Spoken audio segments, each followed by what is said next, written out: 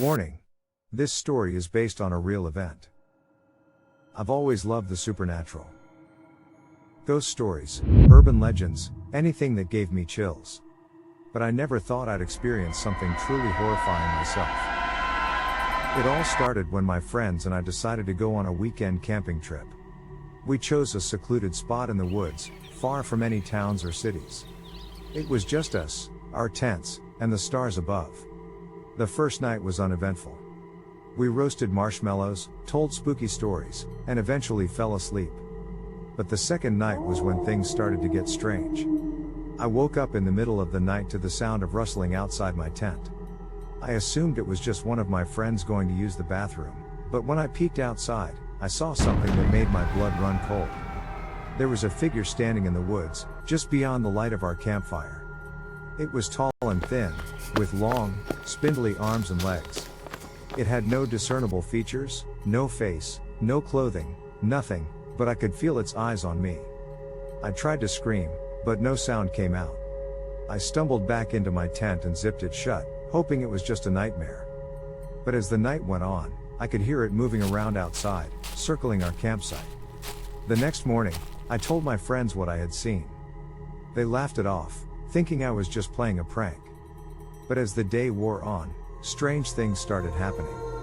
Our food went missing, even though we had it locked in a container. Our tents were torn and shredded as if something had clawed its way through the fabric. We tried to ignore it, thinking it was just an animal or a prankster. But then we found the bodies. They were scattered throughout the woods, hidden under leaves and branches. There were 3 of them, all mutilated beyond recognition. We couldn't tell if they were human or animal, but the sight of them made us all sick. We tried to leave, but something was blocking our path. It was the figure from the night before, standing in the middle of the trail. It had grown larger somehow, towering over us like a nightmare. We tried to run, but it was too fast. It chased us through the woods, its long arms reaching out to grab us. We could hear its laughter echoing through the trees, a sound that chilled us to the bone. We eventually stumbled upon a cabin, hidden deep in the woods. It was old and decrepit, but it was sheltered from whatever was chasing us. We barricaded the doors and windows, hoping they would give up and leave us alone. But it didn't. It pounded on the door, its laughter turning into a low growl. It scratched at the windows, leaving deep gouges in the glass. It seemed to be taunting us, playing with us before it made its final move. We spent the night huddled together, trying to ignore the sounds outside. But when morning came, we knew we had to leave.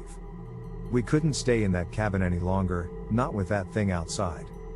We made a run for it, sprinting through the woods as fast as we could. We could hear it chasing us, its footsteps pounding the ground behind us. We didn't stop until we reached our cars, parked at the edge of the woods. We drove home in silence, too terrified to speak. We never went back to that campsite, and we never spoke of what happened again.